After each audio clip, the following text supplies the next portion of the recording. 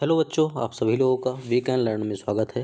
आज से आप लोगों का नया बैच 2026-27 स्टार्ट हो रहा है कक्षा 10 गणित के लिए। आज आप लोगों का पहला लेक्चर है। आप सभी लोग ध्यान से इसको देखिए और लगातार आप पढ़ेंगे तो आप 100 में 100/100 नंबर पा सकते हैं। यहाँ से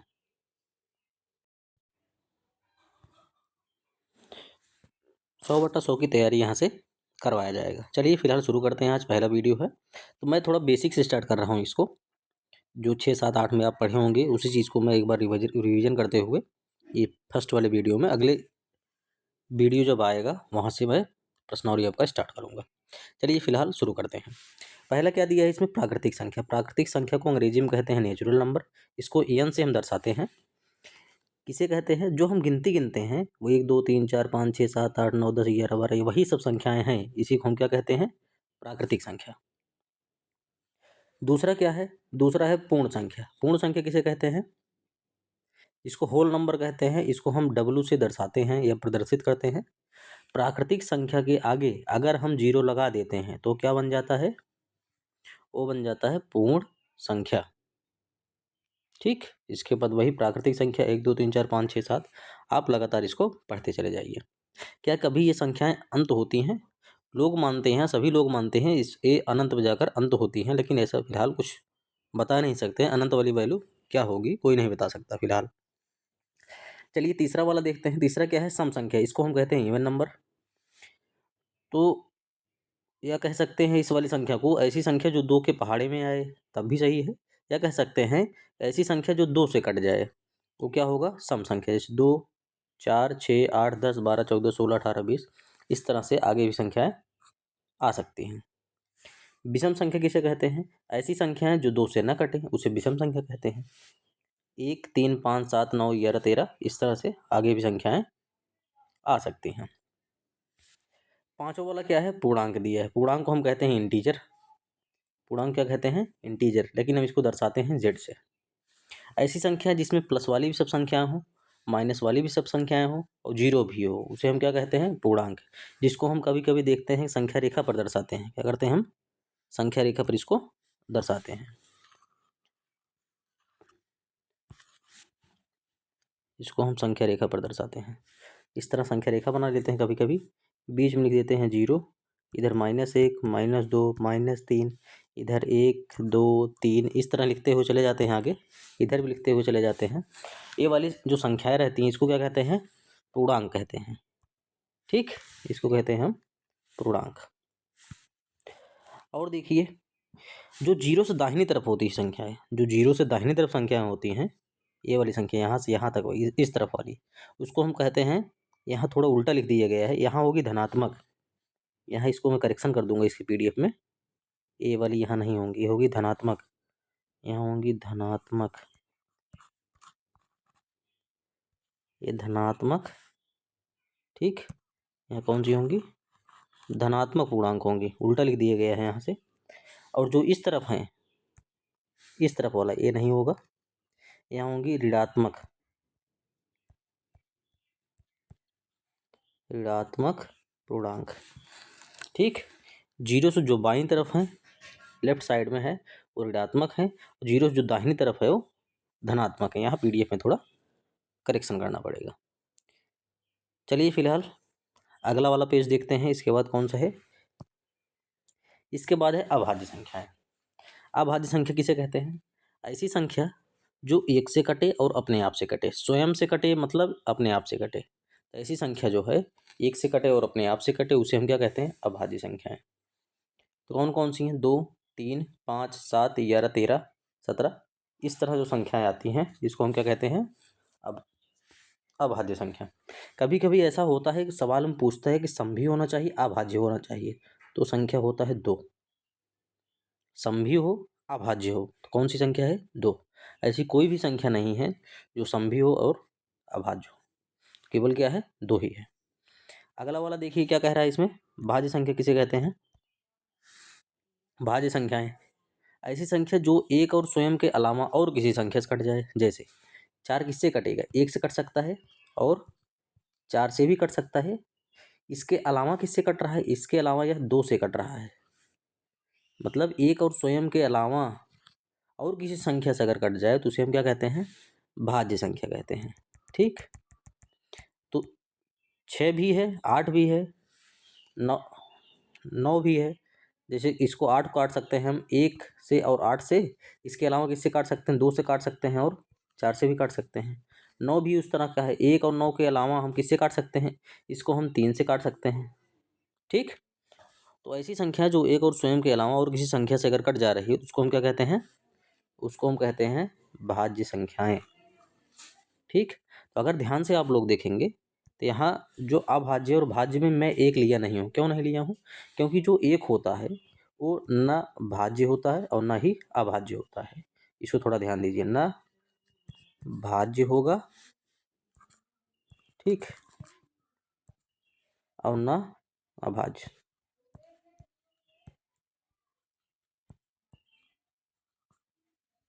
एक ना तो भाज्य होता है ना तो अभाज्य होता है, इसीलिए मैं दोनों में एक लिया नहीं हूँ। चलिए फिलहाल अगला वाला जो दिया है उसको देखते हैं।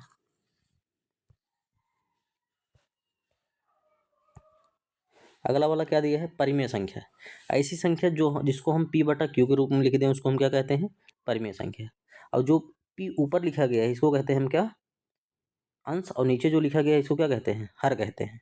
और जो बीच में लाइन खींची गई है ये वाली, जो बीच में लाइन खींची गई इसको कहते हैं बटा, या कभी कभी बटे भी कहते हैं, कोई दिक्कत नहीं। जो p और q ऊपर नीचे वैल्यू लिखी गई है वहाँ p और q का मान कहाँ से लिखेंगे, तो वहाँ p और q का मान जो पिछला हम पढ़े हैं पिछले वाले पीडीएफ में, जब पूर्णांक है वहीं से लेंगे। तो जितना पूर्णांक रहेगा वैल्यू सब उसी में पी और क्यू का मान उठाकर यहाँ रख देंगे, तो क्या बन जाएगा, परिमेय संख्या। उसी को अगर अंश बटे हर के रूप में लिख देते हैं तो हो जाएगा परिमेय संख्या।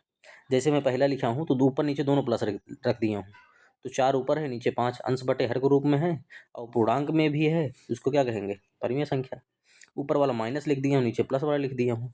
ये दोनों वैल्यू कहाँ से लिए हैं, पूर्णांक वाले में से लिए हैं, चाहे पिछले वाले पीडीएफ में आप देख सकते हैं। पिछले वाले पीडीएफ में देखिए यहाँ सब है, पूर्णांक कहाँ यहाँ है, तो इसको थोड़ा मिटा दे रहे हैं तो पता चलेगा। चलिए देखिए, यहाँ देखिए सब माइनस, इस तरफ माइनस है, इस तरफ माइनस है, और इस तरफ क्या है, सब इस तरफ सब प्लस है, अब बीच में क्या है, जीरो है। तो यही सभी संख्याएं हैं, मैं इसको लेकर अगले वाले वीडियो में, मतलब अगले वाले पीडीएफ में बता रहे हैं। यहाँ से ऊपर अगर 100 लिख दे रहे हैं, नीचे -3 लिख दे रहे हैं, तब भी क्या हो जाएगा, वहीं से वैल्यू है उठा रहे हैं, ये भी क्या होगा, परिमेय संख्या। ऊपर नीचे अगर दोनों माइनस हो जाए तब भी होगा परिमेय संख्या। अब ध्यान से देखिए, अगर ऊपर जीरो हो नीचे कोई संख्या हो, तो ऊपर जीरो है, अब पूर्णांक में जीरो भी आता है तो ऊपर जीरो लिख देंगे, नीचे क्या है 10, तो ये भी होगा, क्या होगा, ये भी परिमेय संख्या। अगर अकेले जीरो लिखा है तब भी क्या होगा, वह भी परिमेय संख्या होगा, क्योंकि दुनिया की कोई भी संख्या रहे उसके बटे हम एक लिख सकते हैं। तो अंश हो गया जीरो और हर हो गया एक, अंश बटे हर के रूप में है, इसको हम p बटा q के रूप में भी लिख सकते हैं। क्या हो जाएगा, ये परिमेय संख्या हो जाएगा। ठीक, अगर हम ऊपर 2 लिख दें नीचे जीरो लिख दें तब, तो यहाँ ये परिमेय संख्या नहीं माना जाएगा। तब क्या माना जाएगा, तो परिमेय संख्या नहीं है कुल मिला जुला के, क्योंकि देखिए यहाँ लिखे हैं हम इसको जी संख्या बटे जीरो, यहाँ जो लिखा गया है यहाँ संख्या बटे जो जीरो है इसका मान क्या होगा, इनफाइनाइट। यही उल्टा आठ की तरह देखने में लगता है, इसको कहते हैं अनंत, इनफाइनाइट कहिए चाहे अपरिभाषित कहिए, सब इसी का नाम है। ठीक, इसको हम बता ही नहीं सकते वास्तव में आएगा क्या, इसीलिए लोग क्या कहते हैं, इसको अपरिभाषित कहिए चाहे इनफाइनाइट कहिए। ठीक, चलिए इसको इरेज करते हैं इसके बाद और बताते हैं।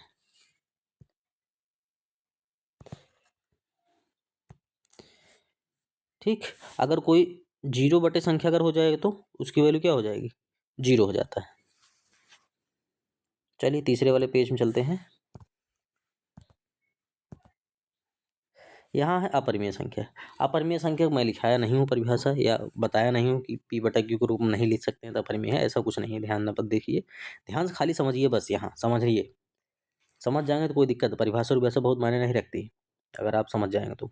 यहाँ ध्यान से देखिए, दुनिया कोई भी संख्या अगर कनडी के अंदर है और कनडी से बाहर अगर निकल जा रही है तो क्या हो जाएगा, वो परिमेय संख्या। यही समझना है, ज़्यादा परेशान नहीं होना है। दुनिया कोई भी संख्या अगर कनडी के अंदर दिया है और कनडी से बाहर अगर निकल जा रहा है तो हो जाएगा परिमेय संख्या, और कनडी से बाहर अगर नहीं निकल पा रहा है तो इसका मतलब वो क्या है, अपरिमेय संख्या। जैसे 2, 2 अगर करंडी में हम लिख दिए हैं तो करंडी से बाहर निकल जाएगा? नहीं निकल पाएगा। अगर करंडी से बाहर नहीं निकल पा रहा है तो इसका मतलब है अपरिमेय संख्या है। ठीक, जैसे 4 है करंडी के अंदर लिख दिए हैं तो 4 को हम लिख दिए 2 गुणे 2, 2 गुणे 2 लिख दिए हैं यहाँ। तो 2 गुणे 2 तो एक जोड़ा बन के निकल गया बाहर। तो बाहर अगर निकल गया तो परिमेय संख्या है, अपरिमेय संख्या नहीं होगा। अब 6 को हम 2 गुणे 3 लिख दिए हैं तो करंडी से बाहर निकल रहा है? नहीं निकल पा रहा है, तो इसका मतलब क्या है? अपरिमेय संख्या है। अगर बाहर निकल जाएगा करंडी से तो हो जाएगा परिमेय, अगर बाहर नहीं निकल पा रहा है तो क्या हो जाएगा? अपरिमेय। 8 को लिख दिए 3 बार, 2 दूनी 4 दूनी 8, तो एक जोड़ा बन गया, एक जोड़े में से एक संख्या बाहर और ये वाला नहीं निकला है, तो इसलिए क्या होगा? अंदर ही रहेगा। जब तक पूरी तरीके से बाहर नहीं आएगा तब तक परिमेय संख्या नहीं माना जाता है, इसलिए क्या होगा? यह अपरिमेय होगा। जो करंडी में 0 लिखा है इसकी वैल्यू क्या होगी? 0। 0 क्या है? परिमेय संख्या है। अगर करंडी के 1 लिख दिए तो 1 अगर लिख दिए हैं तो इसको हम 1 गुणे 1 भी लिख सकते हैं, तो जोड़ा बन जाएगा, क्या होगा? ये बाहर निकल जाएगा। इसका मतलब बाहर निकल जाए तो क्या होगा? ये भी हो जाएगा परिमेय संख्या है। दुनिया कोई भी संख्या हो, अगर करंडी के अंदर लिखा है, करंडी से बाहर अगर निकल जाएगा तो समझ लीजिए परिमेय, अगर करंडी से बाहर नहीं निकल पा रहा है तो क्या हो जाएगा? अपरिमेय। अब एक चीज़ और ध्यान से देखिए, यहाँ लिखा गया है पाई। पाई होता है अपरिमेय संख्या। ठीक, तो ध्यान समझिए इसको। पाई होता है अपरिमेय संख्या, लेकिन पाई वाली वैल्यू हम रखे हैं कक्षा 9 में। पाई की वैल्यू क्या होता है? 22/7। 22 क्या है? पूर्णांक है। और 7 क्या है? ये भी पूर्णांक है। दोनों क्या है? पूर्णांक। कभी पूर्णांक बटे पूर्णांक क्या होता है? परिमेय संख्या होता है। 22/7 पी बटा क्यू के रूप में लिख सकते हैं ना इसको। 22/7 क्या करेंगे? पी बटा क्यू के रूप में इसको हम लिख सकते हैं। तो 22/7 क्या है? पूर्णांक है। ऊपर भी पूर्णांक है, नीचे भी पूर्णांक, इसलिए क्या होगा? ये परिमेय संख्या है। ये है परिमेय संख्या इस तरफ, उस तरफ क्या है? पाई, अपरिमेय संख्या। कभी भी परिमेय संख्या और अपरिमेय संख्या बराबर नहीं होता है, ध्यान दीजिएगा। इसलिए पाई का मान कभी भी 22/7 होता ही नहीं है, ये गलत होता है, कभी इसके बराबर होता नहीं। ये जो लिखा गया है इसको कहते हैं लगभग। ये जो लिखा गया है यहाँ क्या है? लगभग। तो पाई का मान जो होता है वो लगभग 22/7 होता है, ना कि उसके बराबर होता है। बस ज़रूरत पड़ता है इसलिए उसका यूज कर लेते हैं हम, लेकिन वास्तव में उसका मान 22/7 होता नहीं है, लगभग उसका मान 22/7 होता है।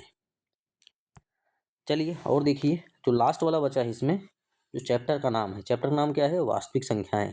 पहला वाला जो चैप्टर हमारे यूपी बोर्ड वाले कक्षा 10 वाले गणित में दिया गया है, उसका नाम क्या है? वास्तविक संख्याएं। वास्तविक संख्या क्या है? तो वास्तविक संख्या के अंदर जितनी संख्याएं हम पढ़े हैं अभी, जितनी परिमेय संख्या, जितनी संख्या आप पढ़े होंगे वो सब परिमेय संख्या आ जाएगा। इसके अलावा जो बची हैं वो है अपरिमेय संख्या, जो यहाँ हम बताए हैं करंडी वाला। जितनी संख्या भी मैं ऊपर से नीचे तक आपको बताया, तीनों वाले इमेज में जितनी भी आप संख्या आपको बताया गया है, सभी संख्याओं को आप मिला दीजिए, जोड़ना नहीं, मिला दीजिए आपस में। सब मिला देंगे, उसे क्या कहते हैं? वास्तविक संख्या। वास्तविक संख्या कुछ नया नहीं है। वास्तविक संख्या को हम दर्शाते हैं आर से। क्यों? क्योंकि इसको कहते हैं रियल नंबर। इसको कहते हैं रियल नंबर। ठीक, इसीलिए इसको हम आर से दर्शाते हैं। चलिए फिलहाल आज के लिए इतना ही। इतना आप पढ़िए और इसका रिवीजन करते रहिएगा, क्योंकि जो पढ़ाया जाए थोड़ा थोड़ा आपको पढ़ाया जाएगा, लेकिन आप रिवाइज थोड़ा करते रहिएगा। आपका डेफिनेटली 100/100 आएगा बोर्ड में। आप लोगों के साथ मैं जुड़ा रहूँगा। पूरा सिलेबस आपको पढ़ाया जाएगा, रिवीजन भी करवाया जाएगा। ट्राई करेंगे हम पूरा रिवीजन भी करवा देंगे और प्रैक्टिस पेपर भी सॉल्व करवाएंगे इस पर। ठीक है, तो आप नए लोगों को बताइए भी, जुड़े और पढ़ें। अगर आपको इसकी पीडीएफ चाहिए, जो आपको ये जिसमें मैं पढ़ाया हूँ, अगर इसका पीडीएफ आपको चाहिए तो आप मेरा मोबाइल नंबर ले लीजिए। उस पर आप अगर मैसेज करेंगे तो मैं आप लोगों को, एक व्हाट्सअप ग्रुप है, तो व्हाट्सअप चैनल है, उस चैनल में आपको ऐड कर दूंगा। उसी पर मैं इस सभी इमेज को, जो इसका पीडीएफ बना के उस पर अपलोड कर लूँगा, तो आप लोग वहाँ से पा सकते हैं इसका सब। तो नोट्स वहाँ से आराम से बना सकते हैं। मोबाइल नंबर है 88 81 770 840। आप व्हाट्सएप के माध्यम से संपर्क करिएगा। फ़ोन करेंगे तो फ़ोन उठेगा नहीं, तो थोड़ा ध्यान दीजिएगा। यहाँ से आप मैसेज करिए, आप कह दीजिए मुझे पीडीएफ सर भेज दीजिए, या मुझे उस चैनल में जोड़ दीजिए। जो व्हाट्सएप चैनल बना है तो मैं आपको जोड़ दूंगा उसमें, और वहाँ पीडीएफ आपको मिल जाएगा यहाँ से। चलिए फिलहाल बने रहिए आप लोग हमारे साथ। धन्यवाद।